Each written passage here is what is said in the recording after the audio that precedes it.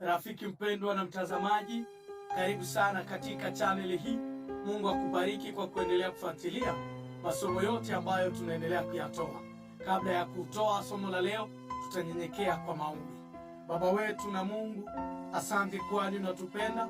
Mbariki yule rafiki mtazamaji, mshimamie na mtakase Mungu, kwa jina la Yesu Kristo, amen. Tunakuja na somo la pekee au mfululizo wa masomo ambayo tutayatoa katika wiki hii na wiki ijayo. Itaelezea kuhusu amri 10 za Mungu. Kila amri itakuwa ni somo la pekee kwa ajili yako na kwa ajili yangu na kwa ajili ya yule rafiki yako. Ndio maana katika somo hii, wewe mtazamaji, usikose kwa kushare kwa marafiki ili tubarikiwe wengi. Kwa nini kuchagua leo mafundisho kuhusu amri za Mungu? Mbona wamezitangaza mahali kote. Nimeleta somo hili kwa ajili ya hali ya mazingira leo, namna imeonekana. Ulimwengu umechafuka, na kila siku kukicha unagundua kwamba kwa kweli dunia inazidi na inaendelea kuchafuka, na machafuko ya dunia yanatokana sana na uharibifu wa amri za Mungu. Yaani, ili ulimwengu wetu uweze kukombolewa, inabidi wanaoshika amri za Mungu waendelee kuongezeka, kwa sababu wakiongezeka na wakitawala, ulimwengu itakuwa na amani na utulivu. Ndio maana rafiki mpendwa, leo nimekuletea somo hili linaloelezea amri 10 za Mungu. Kumbuka kitabu cha Ufunuo 14 aya yake ya 12, kuna neno la pekee linalosema kwamba hapo ndipo penye subira la watakatifu wazishikao amri za Mungu na imani ya Yesu. Yaani, katika siku za mwisho ulimwengu itaendelea kugawanyika katika pande mbili. Kutakuwa pande za wale wazishikao amri za Mungu na imani kwa Yesu, na kuna kundi la lingine litakuwa ni kundi la wale wanaokanyanga amri za Mungu. Sijui wewe unakuwa katika kundi gani? Sasa leo tunaanza na amri ya kwanza.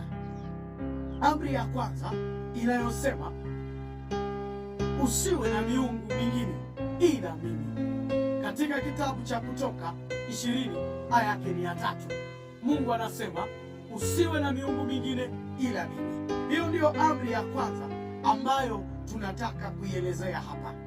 Swali sasa ni hili: kwa nini Mungu alianza na amri hii, usiwe na miungu mingine ila mimi? Kwa nini hakuanza na usiibe au hakuanza na usiue na usizini? Kwa nini Mungu hakuanza na amri hizi? Jibu ni hili: kwa nini Mungu alianza na amri usiwe na miungu mingine ila mimi?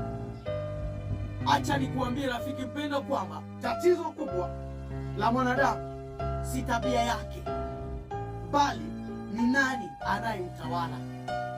Hilo ndio tatizo kubwa la mwanadamu. Tatizo kubwa la mtu si tabia yake. Yule ana tabia hii, yule mwingine ana tabia hii, lakini tatizo kubwa ni hili: ni nani anayetawala yule mwanadamu. Hili ni jambo la msingi, kwa sababu moyo unapomilikiwa na Mungu, tabia inabadilika, inafanana ya Mungu. Na moyo unapomilikiwa na shetani, tabia inafanana ya shetani. Ndio maana Mungu kaanja na amri inayosema usiwe na miungu mingine ila Bwana Mungu wako. Jambo la pili katika somo letu ni hili: miungu mingine ni nini? Hiyo ni swali la msingi katika siku hizi. Miungu mingine leo ni nini? Rafiki mpendwa, watu wengi wanaposikia neno usiwe na miungu mingine ila mimi, kuna wengi hata wahubiri tunatazamia sana katika kuhubiri masanamu, tunatazamia vitu ni sanamu kubwa, ndio ambao watu wanatazamia kupigia magoti sanamu, kufanya ushirikina. Mara nyingi hii imekuwa vitu ambavyo watu wanatazamia, sanamu ya mbao au ya mchanga, ya mawe. Lakini siku hizi za leo ambazo unasikia sauti hii, sanamu ni kitu chochote kinachochukua nafasi ya Mungu moyoni mwako. Sanamu ni nini? Ni kitu chochote kinachochukua nafasi ya Mungu moyoni mwako.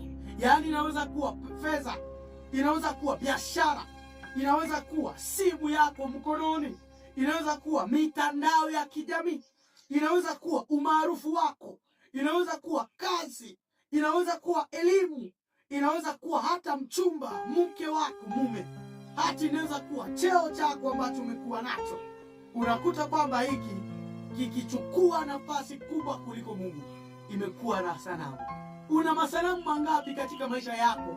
Wewe mtazamaji, pima jiuliza, una masanamu mangapi? Kumbuka kitabu cha Mathayo 6 aya yake ya 24 inakuelezea kwamba hakuna wezaye kumtumikia mabwana wawili.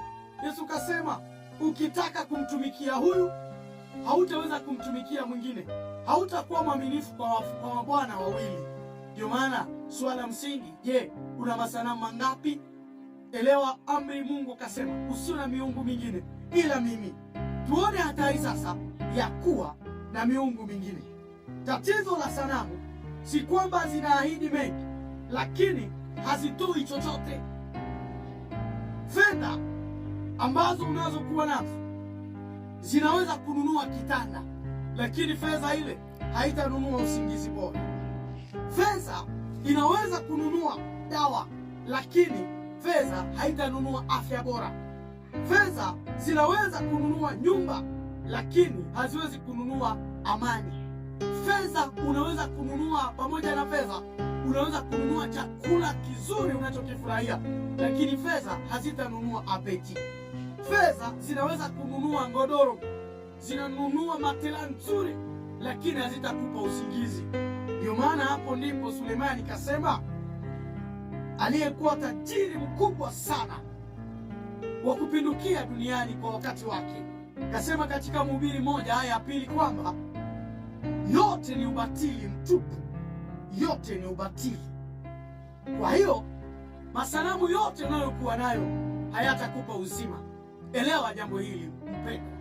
Mungu anaposema usiwe na miungu mingine ila mimi, anakuelekeza, ananielekeza tuelewe kwamba Mungu pekee ndiye anaye mwanjilishi wa maisha, msimamizi wa maisha yako.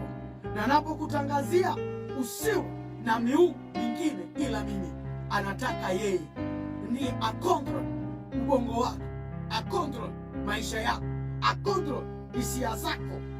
Mungu ndiye mwanjilishi wa maisha yako, na hapendi yeyote kujifanyizia Mungu mwingine.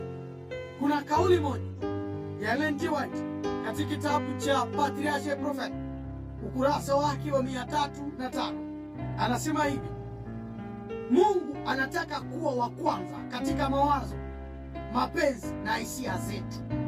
Mungu anataka kuwa wa kwanza katika mawazo, katika hisia na katika maisha yetu. Hiyo ndio kutaka kwa Mungu kwako. Sasa swala la msingi, je, umempa nafasi kweli? Tunapomaliza somo hili, swala msingi ni kwako. Je, umempatia nafasi gani? Mungu ana nafasi gani katika maisha yako?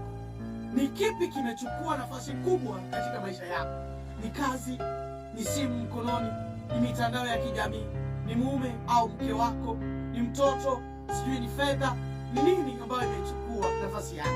Ndugu mpendwa, amri ya kwanza kutuuliza swali moja ya msingi: ni nani anayekaa kwenye kiti cha moyo wako?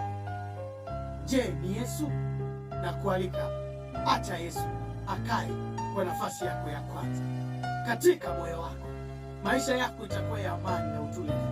Mungu akubariki na akulekeze kushika amri hii ya kwanza kwa jina la Yesu Kristo. Amen.